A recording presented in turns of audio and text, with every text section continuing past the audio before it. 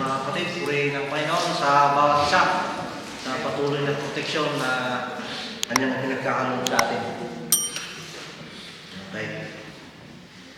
Sa hapon ito, ang ating text ay time check muna, time check. Alas 6. Ang ating text ay matatagpuan sa Book of John, chapter 12, verses 20 to 26. Okay. Ang title natin sa hapon ito, kailangan mamatay upang magbunga ng marami. Okay. Bago natin simulan ang ating pag-aaral sa hapon ito, itong pangyayaring ito, itong ating papag-aralan, katatapos lang ito ng katatapos lang ito ng triumphal entry, yung matagumpay na pagpasok ng ating Panginoon sa Jerusalem. At ito yung nangyari ito sa verse 20 to 26. Ito yung papag-aralan natin ngayong hapon. Okay. Pero bago natin simulan, sumandali mo tayong manalangin. Dakilang Diyos, aming Ama, kami lubos-lubos na nagpapasalamat sa patuloy na buhay na ito, itong hiram na buhay na patuloy pinagkakaloob sa bawat isa. Salamat po, Panginoon. Gayon din, Panginoon, patuloy kami lumalapit, humingi ng kapatawaran sa mga kahinaan namin nagagawa sa iyong harapan. Panginoon, sa hapon ito, ako rin po yung lumalapit bilang isang mensahero mo na i-guide po ako, Panginoon. Ikaw po ang magsalita, hindi po ako. At sa amin din, sa makikinig din sa iyong mga salita, buksan mo, Panginoon, ang aming mga puso't isipan para maintindihan ito at magamit namin ito sa aming pamumuhay sa mundo ito. Panginoon, maraming salamat. Ito ang aming sinasamot dinadalangin sa matamis na pangalan ni Jesus. Amen. Right. Kung hawak-hawak natin ang ating mga Biblia, dito sa verse 20 hanggang sa verse 50, kung babasahin natin o mababasa natin dito yung mga huling mahalagang pampublikong pahayag ng ating Panginoong Hesus. Dahil kung babasahin natin sa magsusunod ng chapter, sa chapter 13, mataas, mababasa na lang natin yung mga private teaching ni Jesus. Bago siya arestuhin, hatulan, patayin, at sa muli niyang pagkabuhay. Yan yung nangyayari. At sa pangyayari ito, nung habang nandun na sila sa loob ng Jerusalem, alam naman natin yun, di ba? Nung nasa loob na sila ng Jerusalem, maraming tao ang nakapalibot sa kanya dahil sa kanyang mga turo at sa kanyang mga gawa. Okay. Muli mga kapatid, kanya kung lahat na tumayo at basahin natin ang ating text.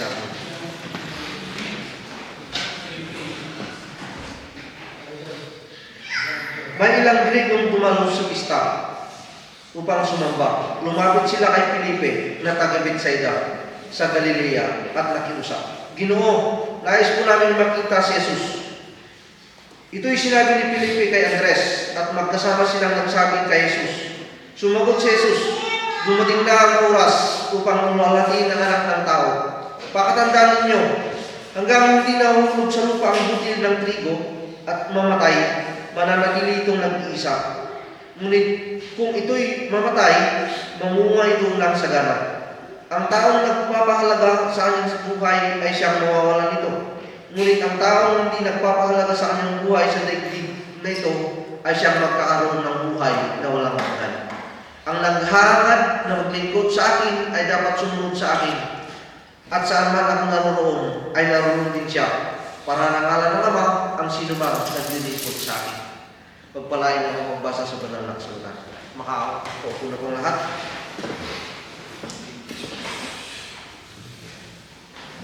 Okay, simulan na natin sa verse 20. Ang sabi dito, kabilang sa umahon o pumunta upang sumamba sa kapistahan ay ilang mga Griego. Yan yung iba. Alam naman natin, pag sinabing Griego, hindi ito Hudyo. Maliwanag naman, no? Pag Griego, hindi Hudyo. Pero pag sila dun sa sinasabing hintil, ang mga Romano, mga Griego, mga Pilipino, yan, ang tawag dyan, mga hintil. At ang mga Griegong ito ay sumasampalataya sa aral ng mga Israelita. Siguro sa panahon na to may mga nakukonvert din, siguro, di ba? Dahil sa mga turo at gawa ng ating Panginoong Hesus na kanilang nakikita, naririnig. At sila yung tinutukoy dito na pumunta sa pista upang sumamba. Ang mga ito, meron din silang alam patungkol sa darating na Misaya. Kasi nandun din sila eh. Kasama din sila sa triumphal entry, yung pagpasok ng ating Panginoong Hesus sa Jerusalem. Ito yung mga Griego. Dito sa verse 21, ang sabi dito, ang mga ito'y lumapit kay Felipe na taga Betsaida ng Galilea at sinabi sa kanya, Ginoo, ibig sana namin makita si Jesus. Sabi dito, ang mga ito'y lumapit kay Felipe na taga Betsaida ng Galilea. Ang tanong dito mga kapatid, bakit kay Felipe? Bakit kay Felipe lumapit sa dami ng apostol? Bakit? Kasi, alam niyo yung pangalang Philip, Greek name yan. Kaya siguro sa kanya sila lumapit. Diba? At isa pa dito, siguro, nakita nila sa kanya yung pagiging approachable ni Philip, yung madaling lapitan. Yan siguro yung nakita nila kay Felipe. Kaya sa kanya sila lumapit. Kaya mga kapatid, ang gusto kong makita na dito na katuruan, tayo kaya. Katulad pa natin si Felipe na approachable, na madaling lapitan. Pero dapat katulad tayo ng Felipe. At ito yung sinabi sa kanya, Ginoo, ibig sana namin makita si Jesus. Ibig bang sabihin dito mga kapatid, hindi pa nila nakikita si Jesus? Ibig sana namin makita si Jesus, pero sa pangyayari ito, katatapos lang yung triumphal entry. Siguradong nakita na nila si Jesus. Pero ito yung aral mga kapatid na dapat nating maunawahan sa paglapit ng mga Griegong ito. Makikita natin dito yung pagnanais nilang malapitan, makausap, makarinig sa mga turo ng ating Panginoong Hesus. Kasi meron din silang alam. Meron din silang alam sa Old Testament. Alam nila yung coming Messiah. Kaya nandun sila. Yung eagerness nila, yung pagkasabik na makaharap, makapagtanong at makausap si Jesus. Kaya gusto nilang makita ng malapitan ang ating Panginoong Hesus. Tayo. Gusto rin ba natin makausap at malapitan si Jesus? Pero paano? Paano, brother? Di ba? Paano natin malalapitan ngayon ang ating Panginoong Hesus? Nakaupo na siya sa kanang kamay ng Diyos eh. Paano na tayo makakalapit sa ating Panginoon? Di ba? Alam mo naman pala na nakaupo na siya sa paanan ng Diyos Ama. Ngayon ang tanong, paano sa ating buhay ngayon, paano nangungusap ang ating Panginoong Jesus ngayon sa ating buhay? Di ba? Dahil sa kanyang mga salita. Dahil sa kanyang mga salita, ang Biblia, dahil sa kanyang mga salita, mas lalo tayong nakakalapit sa kanya. Pero sa kabuuan, mga kapatid, kailangan nating makibahagi sa mga gawain spiritual, may mga devotion, huwag nating kakaligtaan niya at kung may time tayo, yung pagpunta sa pyesa. Ang importante mga kapatid, maglaan tayo ng panahon sa ating Panginoon Hesus. Verse 24, 22. Ito ang kasunod. Umalis si Felipe at sinabi kay Andres. Sumama si Andres kay Felipe at kanilang sinabi kay Jesus. Ito, meron tayong unang kaisipan kung bakit lumapit si Felipe kay Andres. Hindi siya dumiretso sa ating Panginoon Hesus. Dito kung papansinin natin, parang nag-iingat na yung mga apostol dito mga kapatid na sa proteksyon ng ating Panginoong Hesus. Kasi markado na siya ng kamatayan dito eh. Markado na siya. Yung mga sniper, tutok na sa kanya. Parang ganun yun eh. Di ba? Kasi opisyal na pinagtibay ng Sanhedrin na ipapatay ang ating Panginoong Hesus dito. Kung babasahin natin sa John 11:45-53, nandun nakasunod doon, basahin yung 53. Sabi dito, mula noon, pinagplanuhan na nilang kung paano ipapatay si Jesus. Siguro, naiisip na nila yun eh. Kaya nag-iingat na sila. Kasi dahil sa time na ito, marami na ang naniniwala kay Jesus na siya na nga ang Messiah.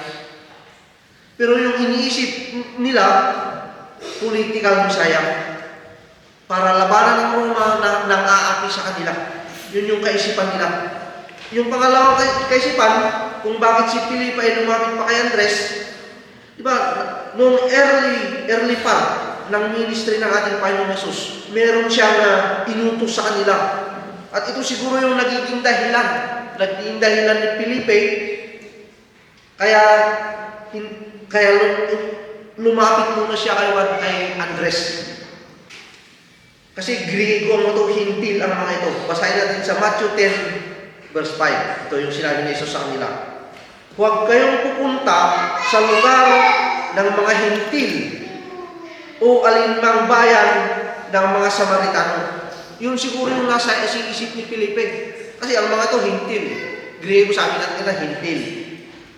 Kundi, sa verse 10, verse 6, sa halip, hanapin ninyo ang mga nawawalang tupa ng sambahayan ng Israel. Ito yung bilin sa kanila. Kaya hindi siya dumiretso sa ating Panginoong Hesus. Noong una kasi, ang target talaga ng Panginoon na turuan ay ang mga Israel naman, taga-Israel naman, mga Israelita. Pero hindi naman nagtatapos doon ang ministeryo ng ating Panginoong Hesus.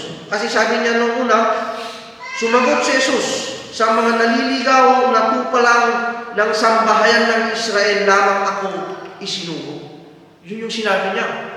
Matthew 15:24. Kaya ito, yung balakid siguro sa isip ni Philip. Kaya hindi siya dumiretso kay Jesus, kundi pumunta muna siya kay Andres. At pagkatapos noon, napalapit sila, ito naman yung naging tugon ng ating Panginoong Jesus sa kanila. Verse 23. Sinagot sila ni Jesus, dumating na ang oras upang ang anak ng tao ay luwalhatiin. Kung babasahin natin dito sa verse 23 to verse 50, ang mga kausap ni ating Panginoong Hesus dito mga kapatid, kasama na yung mga Griego, yung mga hintil.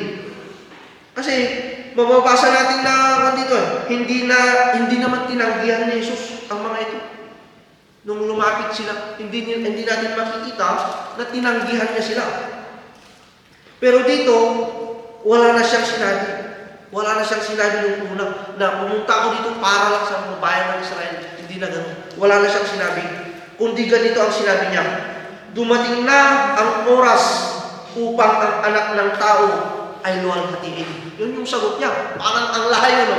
Ang layo. Pero isang importante na makita natin dito bilang mga hintil. Kaya ang kanina, ito yung sinasabi mo na pag-aralan namin sa Sunday School kanina. Dahil tinanggihan si Jesus na pasama ng mga hintil.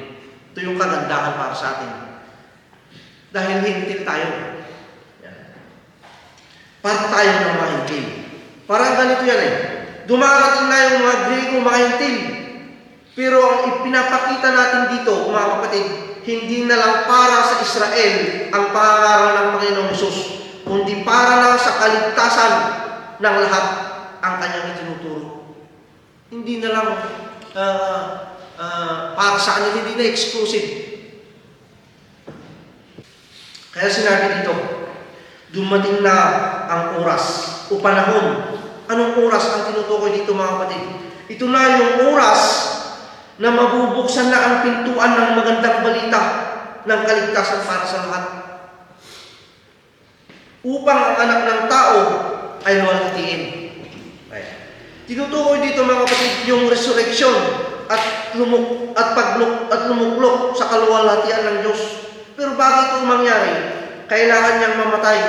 Kasi kung hindi siya namatay at hindi nabuhay, walang silbi lahat ang kanyang ginawa.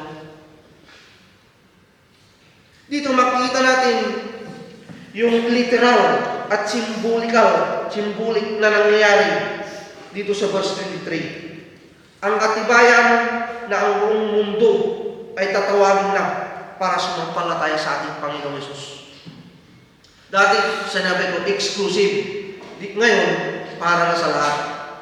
At ito na yung katuparan yung kanyang sinabi sa mga past chapter noong siya'y nangangaral patungkol sa pagiging pastol niya. Ito na. Sabi niya, mayroon akong iba pang mga tupa na wala pa sa kulungan ito. Kinakailangan kong sila ipasok ko rin at papakinggan nila ang aking tinig. Sa gayon, magkakaroon na ng isang kawan na may isang pastol. John 10:16. Verse 24. Mabilis ah.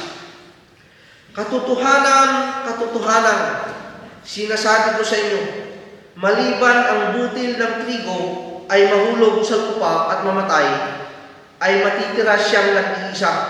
Ngunit kung mamamatay, ay nagbubunga ng marami. Dito natin kinuha yung ating title, mga kapatid.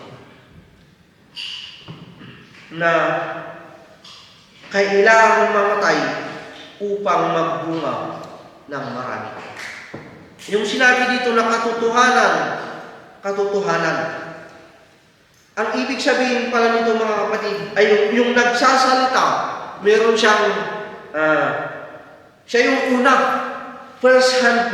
siya yung first-hand knowledge, first-hand information, original. Yung kanyang sinasabi, hindi marites yung sinasabi niya, kundi katotohanan. Kaya itong katotohanan na sinabi ng ating Panginoong Kristo, kailangan natin intindihin ng mabuti. Kasi mayroon siyang sinasabi dito na importante na dapat nating maunawaan. Inuulit-ulit yung binasa ko, parang, ang dati kong tingin parang parable ito eh. Isa pala itong comparison pala ito, dito sa verse 24. Kaya sabi niya, maliban ang butil ng trigo ay mahulog sa lupa at mamatay, ay nananatili siyang nag-iisa. Bigyan mo natin ng halimbawa yung butil. Ang butil, sabi na ng trigo, ang gagawin mo dyan, bago mo parang bubunga ng marami, kailangan mo munang patayin yan. Di ba? Hindi mo naman kinuha yung tinanim mo na eh. Hindi tutubo yun. Ang gagawin mo yan, pag-arawan mo yan, hanggang ma-dehydrate yan, hanggang mamatay. Di ba? Saka mo itatanim. Di ba? Iwan ko lang, kung niluto mo, brother King, yung sinabi mo, kung niluto mo, hindi na talaga matutubo yun. Kaya inihalimbawa ng ating Panginoong Hesus dito. Yung kanyang butil at sa kanyang kamatayan. So baka 3 days, mabubuhay na yan. Diba? Ganyan yung nangyari sa ating Panginoong Hesus. Pagkatapos ng 3 araw, siya na ay muli nabuhay. Ngunit kung namatay, ay nagbubunga ng marami. Di ba? Lamdaman natin ang butil pag tumubo yan. Trigo kasi ito eh. Parang palay. Nakakakita na ba kayo ng palay? Times yan. Yung isang ganyan niya, sanga niya. Marami. Times 30, times 40. Yan, marami. Kaya inihalin ko ng ini-compare niya dito sa butil ng trigo. Pero dito mga kapatid, hindi tayo tinuturuan ng ating Panginoon tungkol sa agrikultura. Hindi yun. Pero ikinukumpara niya yung resulta ng kanyang kamatayan at muling pagkabuhay. Yun yung sinasabi niya dito na dapat nating maintindihan. Kasi yung pangunahing doktrina, ito yung pangunahing doktrina na dapat nating maunawaan. Napaka-importante ito. Kasi kung namatay siya at nabulok, na lang doon na walang kabuluhan ang lahat. Sinabi yan ni Paul. At kung si Kristo'y hindi muling binuhay, walang kabuluhan ang aming pangangaral at walang katuturan ang inyong pananampalataya. 1 Corinthians 15:14. Yan, sinabi ni Paul. Kaya yung pagkabuhay, ito yung nagbibigay ng kabuluhan ng pangangaral ng mga apostol. Di ba? Naituro sa atin yan. Ang katotohanan ng mga apostol, hanggat hindi nila nakita na nabuhay si Kristo, hindi sila naniwala. Di ba? Kaya lang sila nagkaroon ng, dahil nakita na nila mismo. Namatay, tapos nabuhay. Yung natay kasi Ilocano yun eh. Namatay, tapos nabuhay, nakita nila. Tapos hindi ka pa maniniwala.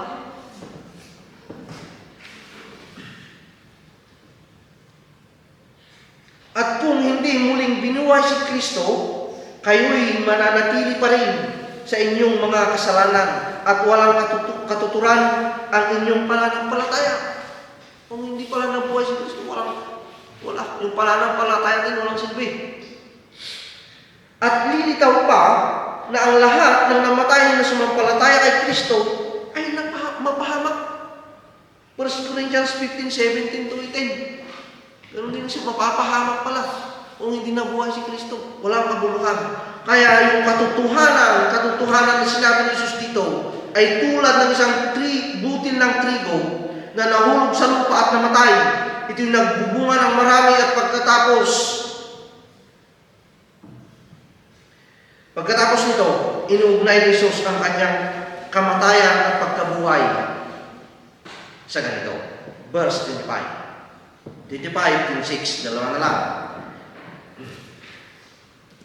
Nung oras ba magsasara yung Starbucks? Maga pa. Ano ba? Verse 25, ang umuibig sa kanyang buhay ay mawawalan nito. At ang napupuot sa kanyang buhay sa sanlibutan ito ay maiingatan ito para sa buhay na walang hanggan. Hirap intindihin. Ang umiibig sa kanyang buhay ay mawawalan nito. Pero ang tanong, di masama pala ang mahalin ko ang aking buhay. Diba? Kasi sabi dito ang umibig sa kanyang buhay ay mawawalan nito.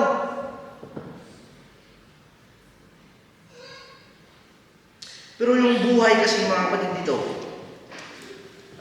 na tinutukoy, dito yung eternal life, yung buhay na walang hanggan. Kung iniibig mo ang buhay mo lang yan. Buhay mo lang yan. Bakit natin nasabi yun?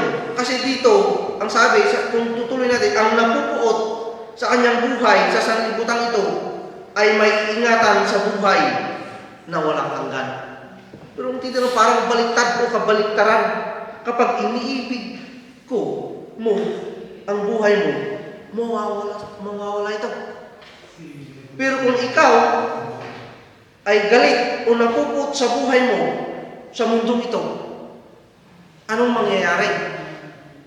Ang sagot, may ingatan ito sa buhay na walang hanggan.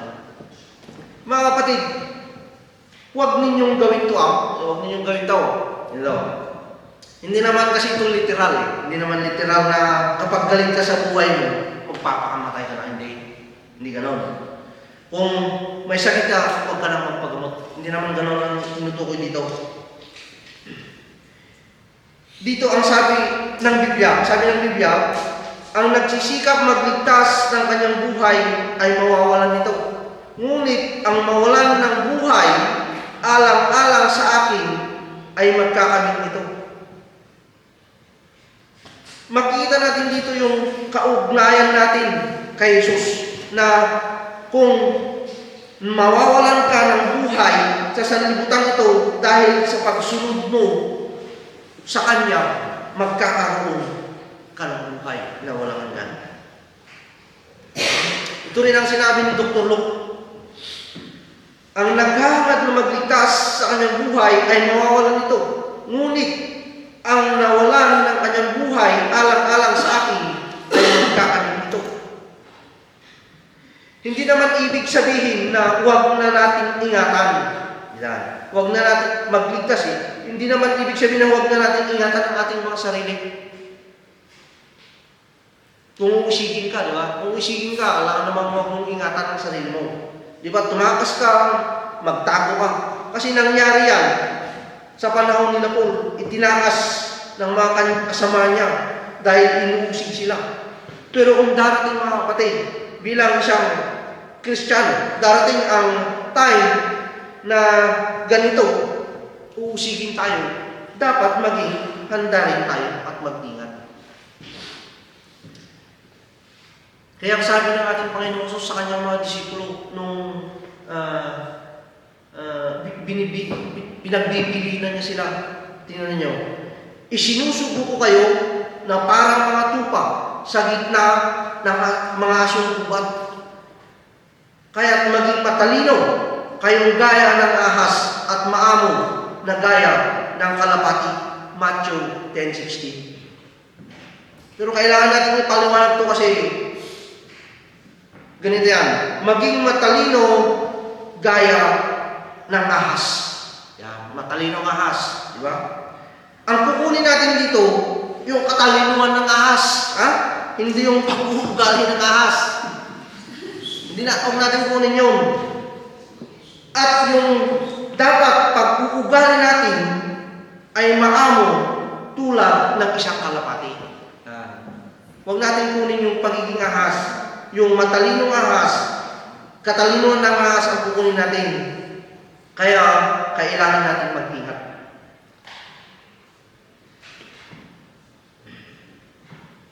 Dahil, mga kapatid, kung hindi sila mag-ingat, ito yung mangyayari sa kanila. Mag-ingat kayo sapagkat dadakpin at isasakdal sa mga kataas-taasang kapulungan ng mga Hudyo. Hahagupitin nila kayo sa kanilang sinagoga. Dadalhin kayo sa mga gobernador at mga hari ng dahil sa pagsunod ninyo sa akin upang magpatutuo sa kanila at sa mga hintil. Kaya mga kapatid, napaka-importante yung obedience. Yung obedience na may pag-iingat. At importante yan sa ating Panginoon. Kaso ang pagsunod, may dalawang daan yan. May dalawang daan ang pagsunod. Yung una, sabi, mahalin mo ang buhay mo na hindi kasama ang Diyos, mawawalan ka nito. Yun yung una. Kung yun sinusunod mo. Ang pangalawa, ngunit kung napuput ka sa buhay mo at sa sanlibutan ito, dahil sa pagsunod mo kay Kristo, mapapasayo ang buhay na walang hanggan. Saan tayo? Diba? Saan tayo doon? Mga kapatid. Ito na yung pinakamaganda. Last verse. Dito naman patungkol ito sa pagsunod at paglilingkod natin sa ating Panginoon. Makikita natin sa ating Panginoon sa Kristo. Makikita natin yung dito yung kondisyon at pangako. Kasi nung inalok ng Diyos ang kaligtasan, ito'y para sa lahat. Ang Diyos, mayroon din siyang tinatawag na unconditional love.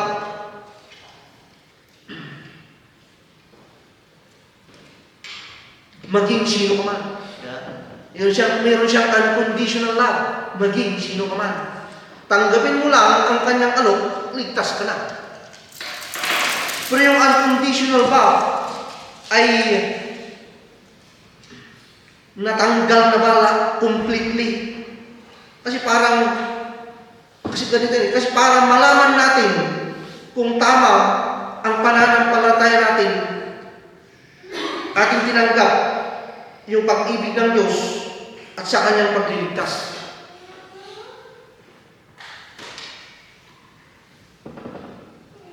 Ito yung nakasulat, babasahin natin. Makikita natin dito yung condition at pangako.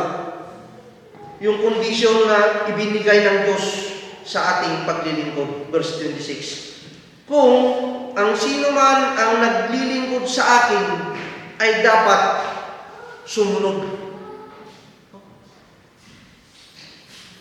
Maliwanag naman, di ba? Kung ang sino man ang naglilingkod sa akin ay dapat sumunod. Yan yung kondisyon, yung pagsunod. Ito kasi yung tatak natin, mga kapatid, isang tatak natin bilang isang tunay na Kristiyano. Oo, nadadapa tayo, lahat nangyayari sa atin yan. Pero pinipilit natin tumayo para makasunod. Maliit man o malaki ang kaalaman mo, pare-parehas yan. Basta pinipilit at sinisikap mong sumunod sa Diyos. Yun ang gusto niya. Ito naman yung pangako. At kung saan ako naroon, ay naroon din ang lingkod ko. Ngayon ang tanong, nasaan ang ating Panginoon Jesus ngayon? Di ba, nasa kalwalhatian na siya. Dahil sa kanyang muling pagbabalik, kukunin niya tayo at isasama kung saan siya naroon. Tuloy pa natin. Kung ang sino man ay naglilingkod sa akin, siya'y pararangalan ng Ama. Sino-sino ang tinutukoy dito, mga kapatid, na pararangalan ng Ama? Tayo o ang mga taong tunay na naglilingkod at sumusunod sa tunay na Diyos. At sa hamon ito, ang hamon ito, sana mga kapatid, isa puso, isa buhay natin ang mga pangakong ito ng Diyos. Kahit makitid ang daan ng kaligtasan, sana huwag tayong magsawa na hanapin ang mga pangako o kalooban ng Diyos. Dahil pagdating ng panahon, makakasama natin siya sa buhay na walang hanggan, na wala ng pasakit. In the name of the Father, and of the Son, and of the Holy Spirit. Amen.